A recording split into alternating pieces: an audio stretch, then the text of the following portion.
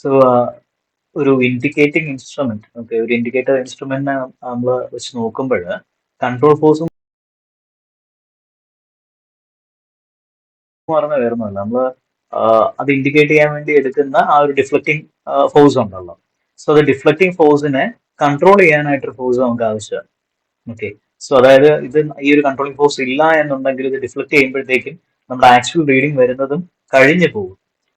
അത് മാത്രമല്ല, ഇത് നമുക്ക് ഇതിനെ ഒരു പൊസിഷനിലേക്ക് നമുക്ക് നിർത്താനും പറ്റത്തില്ല. ഈ ഇൻഡിക്കേറ്റിംഗ് ഇൻസ്ട്രുമെന്റിന്റെ ഒരു പോയിന്റർ ഉണ്ടാവില്ല ഇൻഡിക്കേറ്റ് ചെയ്യുന്ന എത്രയാണ്. ഇപ്പൊ ഫോർ എക്സാമ്പിൾ ഒരു വോൾട്ട് മീറ്റർ ആണെന്നുണ്ടെങ്കിൽ ഇത്ര വോൾട്ട് എന്നും പറഞ്ഞ് നമുക്ക് ഇൻഡിക്കേറ്റ് ചെയ്ത് കാണിക്കുന്ന ഒരു പോയിന്റർ ഉണ്ടാവുമല്ലോ. അത് ആ കറക്റ്റ് ഇപ്പൊ 5 വോൾട്ടിലാണ് നമ്മൾ മെഷർ ചെയ്യുന്നതെങ്കിൽ 5ന്റെ അവിടെ വന്ന് നിൽക്കാനായിട്ട് അതിനെ കൺട്രോൾ ചെയ്യേണ്ടതുണ്ട്. ഇല്ല എന്നുണ്ടെങ്കിൽ അത് ഇങ്ങനെ 5ഉം കഴിഞ്ഞ് അത് പാസ് ചെയ്ത് പൊയ്ക്കൊണ്ടേയിരിക്കും. ഓക്കെ, ഡിഫ്ലക്റ്റിംഗ് ടോർക്ക് ഉള്ളത് കൊണ്ട്. സോ ഇതിനെ കറക്റ്റ് അതിലേക്ക് കൺട്രോൾ ചെയ്യാൻ വേണ്ടിയിട്ടൊരു ഫോഴ്സ് ആവശ്യമുണ്ട്. സോ അതാണ് നമ്മുടെ കൺട്രോളിംഗ് ഫോഴ്സ് എന്ന് പറയുന്നത്. അപ്പൊ ഇത് പലതരത്തിലുള്ള കൺട്രോളിംഗ് ഫോഴ്സസ് നമ്മൾ യൂസ് ചെയ്യുന്നുണ്ട് ഇൻഡിക്കേറ്റിംഗ് ഇൻസ്ട്രുമെന്റ്സിൽ. ഓക്കെ. സോ അപ്പോ ഏത് പൊസിഷനിലും നമുക്ക് ഉപയോഗിക്കാൻ പറ്റുന്ന എന്താ പറയുക കൺട്രോൾ ഫോഴ്സ് ഏതാണെന്നാണ് ചോദിച്ചിരിക്കുന്നത്. ഇപ്പോ പേര് പോലെ ഗ്രാവിറ്റി കൺട്രോൾ ആണെന്നുണ്ടെങ്കിൽ നമുക്ക് അതിൽ തന്നെ മനസ്സിലാവും എന്താണ് ഗ്രാവിറ്റി ബേസ് ചെയ്തിട്ടുള്ള കൺട്രോളിംഗ് ആണ്. അങ്ങനെ വരുമ്പോഴത്തേക്ക് അത് വേർട്ടിക്കലി പൊസിഷൻ ചെയ്യുന്ന ഒരു എന്താ പറയാ ഇൻസ്ട്രുമെന്റിൽ നമുക്ക് യൂസ് ചെയ്യാൻ പറ്റത്തുള്ളൂ. കാരണം അത് ഗ്രാവിറ്റി കൊണ്ടാണ് അതിനെ കൺട്രോൾ ചെയ്യുന്നത്. സോ വേർട്ടിക്കലി പ്ലേസ്ഡ് ആയിട്ടുള്ളതിലായിരിക്കും അത് പറ്റുന്നുണ്ടാവുക. പിന്നെ നമ്മുടെ ഫ്ലൂയിഡ് ഫ്രിക്ഷൻ കൺട്രോളും അതേ കാര്യം തന്നെയാണ്. കാരണം ഒരു ഫ്ലൂയിഡ് അതിനകത്ത് വരുന്നുണ്ട് അല്ലെ. സോ ഈ ഫ്ലൂയിഡ് തുളുമ്പി പോകാൻ പാടില്ല. അപ്പൊ അത് നമുക്ക് ഏത് പൊസിഷനിൽ നമുക്ക് അതിനെ ഓറിയന്റ് ചെയ്ത് വെക്കാൻ പറ്റത്തില്ല. കാരണം അത് വേർട്ടിക്കലി തന്നെ വെച്ചാൽ മാത്രമേ ഫ്ലൂയിഡ് തുളുമ്പി പോകാതിരിക്കത്തുള്ളൂ. സോ അങ്ങനെ വരുമ്പോഴത്തേക്കും ഫ്ലൂയിഡ് ഫ്രിക്ഷൻ കൺട്രോൾ നമുക്ക് ഇതിൽ യൂസ് ചെയ്യാൻ പറ്റത്തില്ല. പിന്നെ വരുന്നത് വെച്ച് കഴിഞ്ഞാൽ എഡി കറന്റ് കൺട്രോൾ. അതിൽ ഒരു മാഗ്നറ്റിക് ഡിസ്ക് മൂവ് ചെയ്യുന്നതാണ് വരുന്നത്. ഓക്കെ, അതിന്റെ മൂവ്മെന്റ്സിന്റെ ബേസിലാണ് അത് കൺട്രോളിംഗ് ഫോഴ്സ് കാര്യങ്ങളൊക്കെ വരുന്നുണ്ടാവുക. സോ മൂവ്മെന്റ് വരുന്നത് കൊണ്ട് തന്നെ നമുക്ക് ഏത് പൊസിഷനിലും നമുക്ക് അതിനെ വെക്കാൻ പറ്റത്തില്ല. ഓക്കെ. പിന്നെ വരുന്നത് വെച്ച് കഴിഞ്ഞാൽ സ്പ്രിംഗ് കൺട്രോൾ ആണ്. സോ സ്പ്രിംഗ് കൺട്രോൾ എന്ന് പറയുമ്പോഴത്തേക്ക് നമുക്ക് ഏത് ഓറിയന്റേഷൻ ആണെങ്കിലും വെർട്ടിക്കലിയും ഹൊറിസോണ്ടലിയും എങ്ങനെയാണെങ്കിലും നമുക്ക് പ്ലേസ് ചെയ്ത് കഴിഞ്ഞാലും ആ കൺട്രോൾ ഫോഴ്സ് പ്രോപ്പർലി അത് വർക്ക് ചെയ്യുന്നുണ്ടാവും. ഓക്കെ. കാരണം വെച്ച് കഴിഞ്ഞാൽ ഈ പറയുന്ന ഒരു ഫോസ്ഫോ ബ്രോൺസ് എന്താ പറയാ വെച്ചിട്ടുള്ള ഒരു സ്പ്രിംഗ് ആണ് നമ്മൾ ചെയ്യുന്നുണ്ടാവുക. സോ ഇതിനെ ബേസ് ചെയ്തിട്ടുള്ള സ്പ്രിങ്ങിന്റെ ബേസിലുള്ള കൺട്രോളിംഗ് ആണ് വരുന്നത്. സോ അതുകൊണ്ട് ഏത് ഓറിയന്റേഷനിൽ വെച്ചിരുന്നാലും ഇത് നമുക്ക് പ്രശ്നം ഉണ്ടാക്കുന്നില്ല. ഇതിൽ ആപ്പാടുള്ള ഒരു പ്രശ്നം എന്താന്ന് വെച്ച് കഴിഞ്ഞാൽ ടെമ്പറേച്ചർ വേരിയേഷൻസ് വരുമ്പോഴത്തേക്കും അഫക്റ്റഡ് ആവാൻ സാധ്യതയുണ്ട്. ബട്ട് നമുക്കിവിടെ ക്വസ്റ്റ്യനിൽ ചോദിച്ചിരിക്കുന്നത് ടെമ്പറേച്ചറിന്റെ കാര്യത്തിൽ വെച്ചിട്ടുള്ളതല്ല ചോദിച്ചിരിക്കുന്നത്. നമുക്ക് എന്താ പറയുക ഏത് ടെമ്പറേച്ചറിലും യൂസ് ചെയ്യാൻ പറ്റുന്ന കൺട്രോൾ ഫോഴ്സ് ഏതാണെന്നല്ല ഇവിടെ ചോദിച്ചിരിക്കുന്നത്. ഏത് പൊസിഷനിലും നമുക്ക് യൂസ് ചെയ്യാൻ പറ്റുന്ന കൺട്രോൾ ഫോഴ്സ് ഇൻഡിക്കേറ്റിംഗ് ഇൻസ്ട്രുമെന്റ്സിൽ എംപ്ലോയ് ചെയ്യുന്ന ഏതാണെന്നാണ് ചോദിച്ചിരിക്കുന്നത്. അങ്ങനെ വരുമ്പോഴത്തേക്കും നമുക്ക് ആൻസർ ആയിട്ട് വരിക സ്പ്രിംഗ് കൺട്രോൾ ആണ്. ഓക്കെ. സോ ജസ്റ്റ് നമുക്കൊന്ന് കൺഫേം ചെയ്യാം. Yes, it's option D, spring control. Okay. നേരത്തെ പറഞ്ഞ പോലെ എന്താണ് ബാക്കിയുള്ള എല്ലാം കൺട്രോൾ ഫോഴ്സ് എന്ന് പറയുമ്പോഴത്തേക്കും സ്റ്റേബിൾ ആയിട്ട് നമുക്കൊരു റീഡിംഗ് കിട്ടണം. ഡിസൈഡ് പൊസിഷനിൽ നമുക്ക് എന്താ പറയാ ആ ഒരു റീഡിംഗ് കിട്ടാൻ വേണ്ടിയിട്ട് നമ്മൾ യൂസ് ചെയ്യുന്നതാണ് കൺട്രോളിംഗ് ഫോഴ്സ് എന്ന് പറയുന്നത്. അല്ലെങ്കിൽ അതിനെ ഹെൽപ്പ് ചെയ്യുന്നതാണ് കൺട്രോളിംഗ് ഫോഴ്സ് എന്ന് പറയുന്നത്. ഓക്കെ. അത് മാത്രമല്ല, വൺസ് ഈ ഒരു എന്താ പറയുക ഡിഫ്ലക്ഷൻ കഴിഞ്ഞിട്ട് തിരിച്ച് വീണ്ടും എന്താ സീറോയിലേക്ക് വരണം അല്ല, നമ്മുടെ ഇൻഡിക്കേറ്റിംഗ് ഇൻസ്ട്രുമെന്റ് ആരോ ഹെഡ് അല്ലെങ്കിൽ ആ ഒരു പോയിന്റർ നമുക്ക് തിരിച്ച് സീറോയിലേക്ക് വരണം. സോ അതിനും നമ്മളെ ഹെൽപ്പ് ചെയ്യുന്നതാണ് ഈ ഒരു കൺട്രോളിംഗ് ഫോഴ്സ് എന്ന് പറയുന്നത്. ഓക്കെ. സോ ഏത് ഓറിയന്റേഷനും വെർട്ടിക്കലിയും ഹൊറിസോണ്ടലിയും ഇൻക്ലൈൻഡ് ആയിട്ടുള്ള പൊസിഷനിലും നമുക്ക് യൂസ് ചെയ്യാൻ പറ്റുന്ന ഏക മെത്തേഡ് എന്ന് പറയുന്നത് സ്പ്രിംഗ് കൺട്രോൾ ആണ്. ഓക്കെ. ഇത് എന്താ പറയുക ഇതിന്റെ ടോർക്ക്, കൺട്രോളിംഗ് ടോർക്ക് എന്ന് പറയുന്നത് ജനറേറ്റ് ചെയ്യുന്ന അല്ലെങ്കിൽ അത് ക്രിയേറ്റ് ചെയ്യുന്നത് എങ്ങനെയാന്ന് വെച്ച് കഴിഞ്ഞാൽ നമ്മുടെ phospho bronze hair springs use ചെയ്യുന്നുണ്ട്. അതിന്റെ മെക്കാനിക്കൽ ടെൻഷൻ വെച്ചിട്ടാണ് ഇതിനെ കൺട്രോളിംഗ് ടോർക്ക് നമുക്ക് ക്രിയേറ്റഡ് ആവുന്നത്. ആൻഡ് ഈ ഒരു mechanical tension it is independent of the instruments orientation. ഏത് പൊസിഷനിൽ വെച്ചിരുന്നാലും അതിന്റെ ഈ പറഞ്ഞ മെക്കാനിക്കൽ ടെൻഷനെ എന്താണ് അത് അഫക്ട് ചെയ്യുന്നില്ല. സോ അതുകൊണ്ടാണ് നമ്മൾ സ്പ്രിംഗ് കൺട്രോളർ യൂസ് ചെയ്യുന്നത്. ഓക്കെ. അതുപോലെ തന്നെ വേറൊരു കാര്യമുണ്ട്. നമ്മൾ ഈ സ്പ്രിംഗ് കൺട്രോൾ യൂസ് ചെയ്യുമ്പോഴത്തേക്ക് എന്താ നമ്മളെ സ്കെയില് യൂണിഫോം സ്കെയിൽ ആയിരിക്കും. സെയിം ടൈം ഗ്രാവിറ്റേഷൻ കൺട്രോളോ അല്ലെങ്കിൽ ഫ്ലൂയിഡ് ഫ്രിക്ഷൻ കൺട്രോളോ ഒക്കെ വെക്കുമ്പോഴത്തേക്കും, എസ്പെഷ്യലി ഗ്രാവിറ്റേഷൻ കൺട്രോൾ വരുമ്പോഴത്തേക്കും നമുക്ക് ഈ സ്കെയിൽ യൂണിഫോം ആയിരിക്കത്തില്ല. ഓക്കെ, ഒരു യൂണിഫോം സ്കെയിലായിരിക്കില്ല നമുക്ക് റീഡിങ്സ് വരുന്നുണ്ടാവുക. ഓക്കെ, സോ അങ്ങനെയുള്ള കുറച്ച് കാര്യങ്ങളും കൂടെ ഉണ്ട്. സോ അതും സ്പ്രിംഗ് കൺട്രോളിന്റെ ഒരു എന്താ പറയുക പോസിറ്റീവ് ആണ്. Next question, if the meter constant mentioned in the meter is 1500 revolution per kilowatt hour, in one revolution the energy consumption is how much? Okay, so ഒരു റെവല്യൂഷനിൽ അതിന്റെ എനർജി കൺസംഷൻ എത്രയാണ് എന്നാണ് ചോദിക്കുന്നത്. ഒരു മീറ്റർ, ഒരു എനർജി മീറ്റർ ഉണ്ട്, അതിന്റെ metre constant mention ചെയ്തിരിക്കുന്നത് എന്താണ് 1500 റെവല്യൂഷൻ പെർ കിലോ വാട്ട് അവർ എന്നുള്ള രീതിയിലാണ് പറഞ്ഞിരിക്കുന്നതെങ്കിൽ ഒരു റെവല്യൂഷനിൽ എത്ര എനർജിയാണ് അത് കൺസ്യൂം ചെയ്യുന്നത് എന്നുള്ളതാണ് ചോദിച്ചിരിക്കുന്നത്. ഓക്കെ, സോ ഓപ്ഷൻസ് ആ option A 40 watt minutes, and option B 60 watt minutes, option C 100 watt minutes, and option D 50 watt minutes. So ഇതിലേതാണെന്ന് നമുക്ക് നോക്കാം. സോ ഇതില് നമുക്ക് ക്വസ്റ്റ്യനിൽ ചോദിച്ചിരിക്കുന്ന അല്ലെങ്കിൽ തന്നിരിക്കുന്ന എന്താന്ന് വെച്ച് കഴിഞ്ഞാല് meter constant 1500 revolution per kilowatt hour എന്നാണ് തന്നിരിക്കുന്നത്. അതായത് ഒരു എന്താ പറയാ, ഒരു kilowatt hour energy consume ചെയ്യാനായിട്ട് ഈ ഒരു മീറ്റർ എന്താ പറയാ 1500 റെവല്യൂഷൻസ് എടുത്താലാണ് അത് എന്താണ് 1 kilo watt hour energy consume ചെയ്യുന്നതിന് ഇക്വലന്റ് ആവുന്നതെന്നാണ് പറയുന്നത്. സോ അങ്ങനെയാണെങ്കിൽ ഒരു റെവല്യൂഷൻ എത്ര എനർജി കൺസ്യൂം ചെയ്യും എന്നുള്ളതാണ് നമുക്ക് ക്വസ്റ്റ്യൻ ചോദിക്കുന്നത്. ഓക്കെ, സോ ഇതില് നമുക്ക് എന്താ പറയാ 1 കിലോ വാട്ട് അവർ എന്നെ നമുക്ക് വേറൊരു രീതിയിൽ നമുക്ക് മാറ്റാം. കിലോ വാട്ടിനെ വാട്ട് എന്നുള്ള രീതിയിലും അവറിനെ മിനിറ്റ് എന്നുള്ള രീതിയിലാക്കും. കാരണം നമുക്ക് ആൻസറിന്റെ ഓപ്ഷൻസ് അങ്ങനെയാണല്ലോ തന്നിരിക്കുന്നത്. സോ അപ്പോ 1500 റെവല്യൂഷൻ ഈക്വൽ ടു ഒരു കിലോ വാട്ട് അവർ എന്നുള്ള രീതിയിൽ നമ്മൾ മെൻഷൻ ചെയ്യുക. അങ്ങനെ വരുമ്പോഴത്തേക്ക് എന്താണ് ഒരു കിലോ വാട്ട് അവറിന് നമുക്ക് എങ്ങനെ ആ എനർജി എങ്ങനെ നമുക്ക് മാറ്റി എഴുതാമെന്ന് കൂടെ നിശ്ചയം ചിന്തിക്കുക. കിലോ വാട്ട് അവർ നമ്മൾ വാട്ട് അവറിലേക്ക് ആക്കുമ്പോഴത്തേക്ക് എന്താണ് 1000 വാട്ട് അവർ എന്നുള്ള രീതിയിൽ മാറും. ഇനി വാട്ട് മിനിറ്റ് ആക്കാനാണെങ്കിൽ അത് ഇൻറ്റു 16 കൂടെ ചെയ്യുക. അങ്ങനെ വരുമ്പോഴത്തേക്ക് എന്താണ് 60,000 വാട്ട് മിനിറ്റ്സ് എന്നുള്ള രീതിയിലേക്ക് അത് ആകും.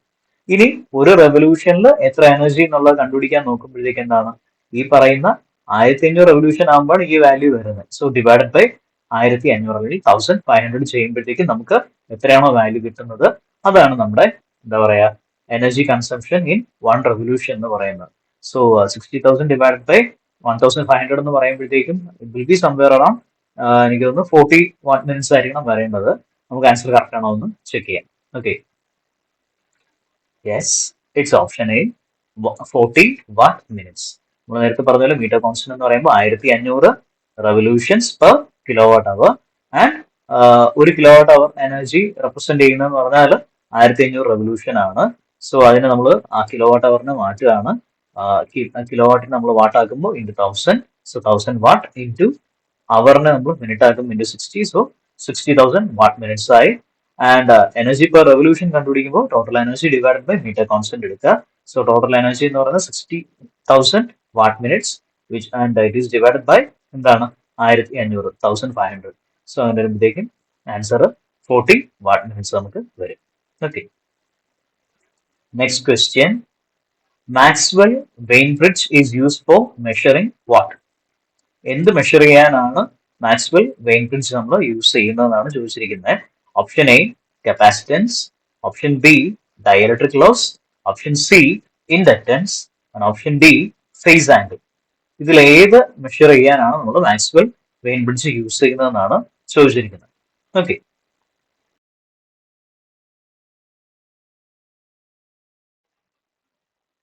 ഈ ഒരു ക്വസ്റ്റ്യൻ നമ്മൾ നോക്കുകയാണെങ്കിൽ Maxwell Wien bridge, okay, so ഇതൊരു കൈൻഡ് ഓഫ് എന്താണ് എ സി ബ്രിഡ്ജ് ആണ്. സോ ഈ എ സി ബ്രിഡ്ജസ് എല്ലാം യൂസ് ചെയ്യുന്ന പ്രിൻസിപ്പിൾ എന്ന് പറയുന്നത് എന്താണ് വീറ്റ്സ്റ്റൺസ് ബ്രിഡ്ജിന്റെ പ്രിൻസിപ്പിളാണ് യൂസ് ചെയ്യുന്നത്.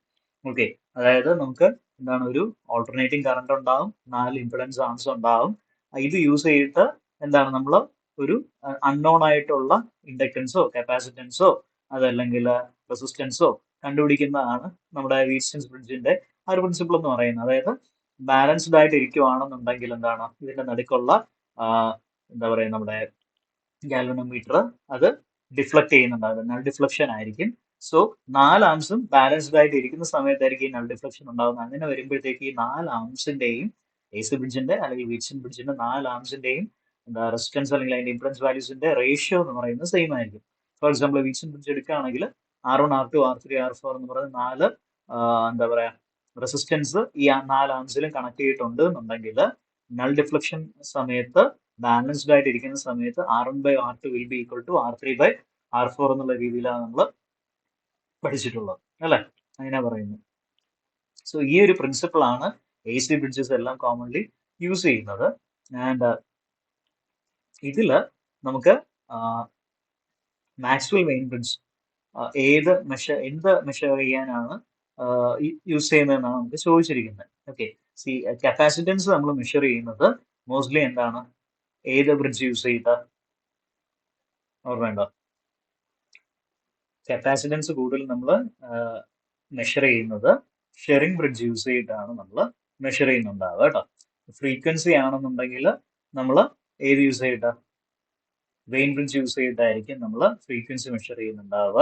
പിന്നെ അതുപോലെ ഫേസ് ആംഗിൾ ആണെന്നുണ്ടെങ്കിൽ അത് നമ്മൾ എന്താണ് ഷെറിംഗ് ബ്രിഡ്ജ് യൂസ് ചെയ്തിട്ട് തന്നെയാണ് ഫേസ് ആംഗിളും അതുപോലെ ഡയലക്ട്രിക് ലോസും നമ്മൾ മെഷർ ചെയ്യുന്നത്. Okay, to some extent phase ആംഗിളും അതുപോലെ മെയിൻ ആയിട്ട് ഷെറിംഗ് ബ്രിഡ്ജ് യൂസ് ചെയ്യുന്ന കപ്പാസിറ്റൻസിനും ഡയലക്ട്രിക് ലോസും നമുക്ക് മെഷർ ചെയ്യാനാണ് യൂസ് ചെയ്യുന്നത് ഷെറിംഗ് ബ്രിഡ്ജ്. ആൻഡ് ഫേസ് ആംഗിളും നമുക്ക് അതിൽ തന്നെ നമുക്ക് കണ്ടുപിടിക്കാൻ പറ്റും. ആൻഡ് അങ്ങനെ പറയുമ്പോൾ ഇൻഡക്റ്റൻസ് ആണ് നമ്മുടെ മാക്സ്വെൽ ബ്രിഡ്ജ് വഴി കണ്ടെത്തുന്ന ആ ഒരു എന്താ പറയാ യൂണിറ്റ് അല്ലെങ്കിൽ ആ ഒരു പാരാമീറ്റർ എന്ന് പറയുന്നത്. ഓക്കെ, സോ ഓപ്ഷൻ സി ആണ് നമ്മുടെ ആൻസർ വരുന്നത്. ജസ്റ്റ് ഒന്ന് നോക്കാം. Yes, option C inductance. So നമ്മൾ മാക്സ്വെൽ വെയിൻ ബ്രിഡ്ജ് യൂസ് ചെയ്തിട്ട് എന്താ പറയുന്നത് കണ്ടുപിടിക്കുന്ന പാരാമീറ്റർ എന്ന് പറയുന്നത് ഇൻഡക്റ്റൻസ് ആണ്. ഇത് മെയിൻ ആയിട്ട് നമ്മൾ ചെയ്യുന്നത് എങ്ങനെയാണെന്ന് വെച്ച് കഴിഞ്ഞാൽ അൺനോൺ ആയിട്ടുള്ള ഒരു ഇൻഡക്റ്റൻസിനെ നോൺ ആയിട്ടുള്ള ഒരു സ്റ്റാൻഡേർഡ് കപ്പാസിറ്റർ വെച്ചിട്ട് ആണ് നമ്മൾ കണ്ടുപിടിക്കുന്നത്. ഓക്കെ, അതായത് നമ്മുടെ വീറ്റ്സൺ ബ്രിഡ്ജിന്റെ പ്രിൻസിപ്പിൾ വെച്ചിട്ട് നമ്മൾ ഒരു എന്താ പറയുക നോൺ സ്റ്റാൻഡേർഡ് കപ്പാസിറ്റർ വെച്ചിട്ടാണ് ഈ അൺനോൺ ആയിട്ടുള്ള ഇൻഡക്റ്റൻസ് നമ്മൾ കണ്ടെത്തുന്നത്. ഓക്കെ,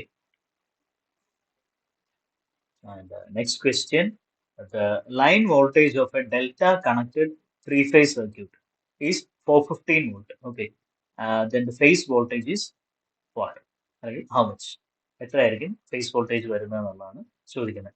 ലൈൻ വോൾട്ടേജ് ഒരു ഡെൽറ്റ കണക്റ്റഡ് ആയിട്ടുള്ള ത്രീ ഫേസ് സർക്യൂട്ടിന്റെ ലൈൻ വോൾട്ടേജ് 415 വോൾട്ട് ആണെങ്കിൽ അതിന്റെ ഫേസ് വോൾട്ടേജ് എത്ര എന്നുള്ളതാണ് ചോദിക്കുന്നത്. Option A 220 volt, option B 230 volt, option C 240 volt and option D 415 volt. നമുക്ക് ഏതാണെന്ന് നോക്കാം. നമുക്കറിയാം രണ്ട് ടൈപ്പ് ഒരു എന്താ പറയാ കണക്ഷൻസ് ആണ് നമുക്ക് വരുന്നത്, അല്ലെങ്കിൽ ത്രീ ഫേസ് സർക്യൂട്ടിന്റെ കോൺഫിഗറേഷൻസ് ആണ് നമുക്ക് വരുന്നത്. സോ ഈ കോൺഫിഗറേഷൻ ആണെങ്കിൽ ഒന്ന് സ്റ്റാറും ഒന്ന് ഡെൽറ്റയും ആണ്. സ്റ്റാർ എന്ന് പറയുമ്പോഴത്തേക്ക് ആ പേര് സൂചിപ്പിക്കുന്ന പോലെ ഒരു എന്താ പറയുക സ്റ്റാർ പോലെ അല്ലെങ്കിൽ ഒരു വൈ ഷേപ്പിലിരിക്കുന്ന 3 ബ്രാഞ്ചസ് അല്ലെങ്കിൽ 3 സർക്യൂട്ട്സ്, ത്രീ ഫേസ് സർക്യൂട്ട്സ് മൂന്നും ഇങ്ങനെ ആ ഒരു വൈ ഷേപ്പിലിരിക്കുന്ന രീതിയിലാണ് സ്റ്റാർ കണക്ട് ചെയ്യുന്നത്. ഡെൽറ്റ വരുമ്പോഴത്തേക്കും പേര് സൂചിപ്പിക്കുന്ന പോലെ ഒരു ഡെൽറ്റ അല്ലെങ്കിൽ ഒരു ട്രയാങ്കിൾ ഷേപ്പിലായിരിക്കും ഡെൽറ്റ കോൺഫിഗറേഷൻ വരുന്നത്. അപ്പൊ ഇതിന്റെ വ്യത്യാസം എന്താണെന്ന് നമുക്ക് നോക്കാം. ഷേപ്പിൽ മാത്രമല്ലാതെയുള്ള വ്യത്യാസം എന്താണെന്ന് കൂടെ നമുക്കൊന്ന് പറയാം. ഇതിൽ നമ്മുടെ സ്റ്റാർ കണക്ഷൻ മെയിൻ ആയിട്ട് യൂസ് ചെയ്യുന്നത് എന്തിനാന്ന് വെച്ച് കഴിഞ്ഞാൽ ലോങ് ഡിസ്റ്റൻസ് പവർ ട്രാൻസ്മിഷന് വേണ്ടിയിട്ടും അതുപോലെ റെസിഡൻഷ്യൽ ആയിട്ടുള്ള ഡിസ്ട്രിബ്യൂഷൻ പർപ്പസിന് വേണ്ടിയിട്ടാണ് കൂടുതലായിട്ട് എന്താണ് ഈ സ്റ്റാർ കോൺഫിഗറേഷൻ യൂസ് ചെയ്യുന്നത്. ബിക്കോസ് എന്തെന്ന് വെച്ചാൽ അതിലൊരു അഡീഷണൽ ഒരു വയർ കൂടെ ഉണ്ടാവും അല്ലെ, ന്യൂട്രൽ വയർ. ഈ ന്യൂട്രൽ വയർ അൺബാലൻസ്ഡ് ലോഡിനെ മാനേജ് ചെയ്യാൻ വേണ്ടിയിട്ടും കൂടെ ഹെൽപ്പ് ചെയ്യും. ഓക്കെ, സോ അൺബാലൻസ്ഡ് ലോഡ്സിന് വേണ്ടിയിട്ട് ഈ ന്യൂട്രൽ വയർ നമുക്ക് യൂസ് ചെയ്യാൻ പറ്റും. അതുകൊണ്ടാണ് സ്റ്റാറിന്റെ കോൺഫിഗറേഷൻ നമ്മൾ ഈ രീതിയിൽ ഈ പർപ്പസിന് വേണ്ടിയിട്ടൊക്കെ യൂസ് ചെയ്യുന്നത്. സെയിം ടൈം ഈ ഡെൽറ്റ എന്ന് പറയുന്ന കോൺഫിഗറേഷൻ കൂടുതൽ നമ്മൾ യൂസ് ചെയ്യുന്ന ഹൈ വോൾട്ടേജിന്റെ കാര്യങ്ങൾക്ക് വേണ്ടിയിട്ടായിരിക്കും നമ്മളത് കൂടുതൽ യൂസ് ചെയ്യുന്നുണ്ടാവുക. അതായത് ഹെവി നമ്മൾ മാക്സിമം യൂസ് ചെയ്യുന്ന വെച്ചാൽ ഇൻഡസ്ട്രിയൽ ആപ്ലിക്കേഷൻസിനും അതുപോലെ ഷോർട്ട് ഡിസ്റ്റൻസിലുള്ള ട്രാൻസ്മിഷനും വേണ്ടിയിട്ടാണ് നമ്മൾ കൂടുതലും എന്താണ് ഈ ഡെൽറ്റ നമുക്ക് യൂസ് ചെയ്യുന്നത്. ഓക്കെ, ഇനി ഇതിന്റെ രണ്ടിനെയും ഈ രണ്ട് കോൺഫിഗറേഷന്റെയും എന്താ പറയാ ലൈൻ വോൾട്ടേജ്, ഫേസ് വോൾട്ടേജ് കാര്യങ്ങളുണ്ട്. അതും കൂടെ നമുക്കൊന്ന് ഡിസ്കസ് ചെയ്യാം. അതായത് സ്റ്റാറിൽ വരുമ്പോഴത്തേക്ക് എന്താണ് ലൈൻ വോൾട്ടേജ് എന്ന് പറയുന്നത് it will be √3 times that of phase voltage. Phase വോൾട്ടേജിനെ കാട്ടിയും എന്താണ് √3 ടൈംസ് കൂടുതലാണ് ലൈൻ വോൾട്ടേജ് എന്ന് പറയുന്നത്. അതേസമയം ലൈൻ കറണ്ടും ഫേസ് കറണ്ടും സെയിം തന്നെ ആയിരിക്കും. ഏതിലാണ്? സ്റ്റാറിൽ. ഡെൽറ്റയിൽ വരുമ്പോഴത്തേക്ക് എന്താണ്? ലൈൻ കറണ്ട് എന്ന് പറയുന്നത് √3 times that of phase current ആയിരിക്കും. അതായത് നമ്മുടെ ഫേസ് കറണ്ടിനെ കാട്ടി √3 ടൈംസ് കൂടുതലായിരിക്കും ലൈൻ കറണ്ട്. അതേസമയം ലൈൻ വോൾട്ടേജും ഫേസ് വോൾട്ടേജും സെയിം തന്നെ ആയിരിക്കും. ഓക്കെ, സോ സ്റ്റാർ കോൺഫിഗറേഷനിൽ ലൈൻ കറണ്ടും ഫേസ് കറണ്ടും സെയിം ആയിരിക്കും. ഡെൽറ്റയിൽ വരുമ്പോഴത്തേക്കും ലൈൻ വോൾട്ടേജും ഫേസ് വോൾട്ടേജും സെയിം ആയിരിക്കും. സോ നമ്മുടെ ഈ ക്വസ്റ്റ്യനിൽ ചോദിച്ചിരിക്കുന്നത് എന്താണ്?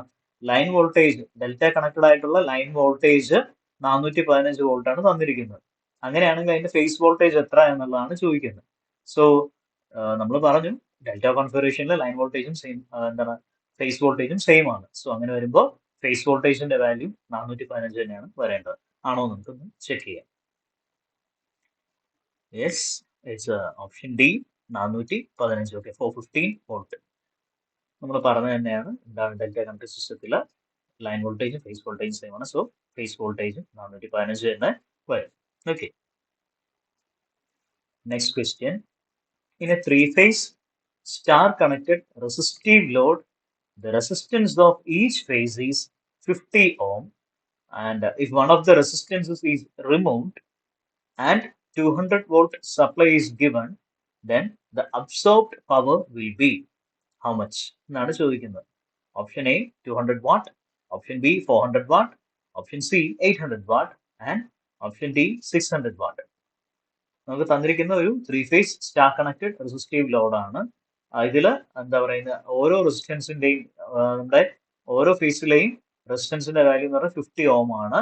ആൻഡ് ഇതിൽ ഏതെങ്കിലും ഒരെണ്ണം നമ്മൾ റിമൂവ് ചെയ്ത് കഴിഞ്ഞാൽ എന്നിട്ട് നമ്മൾ 200 വോൾട്ട് സപ്ലൈ കൊടുക്കുകയാണെങ്കിൽ എത്ര പവറാണ് അബ്സോർബ്ഡ് ആവുന്നതെന്നാണ് നമുക്ക് ക്വസ്റ്റ്യൻ ചോദിച്ചിരിക്കുന്നത്. നമുക്കത് നോക്കാം.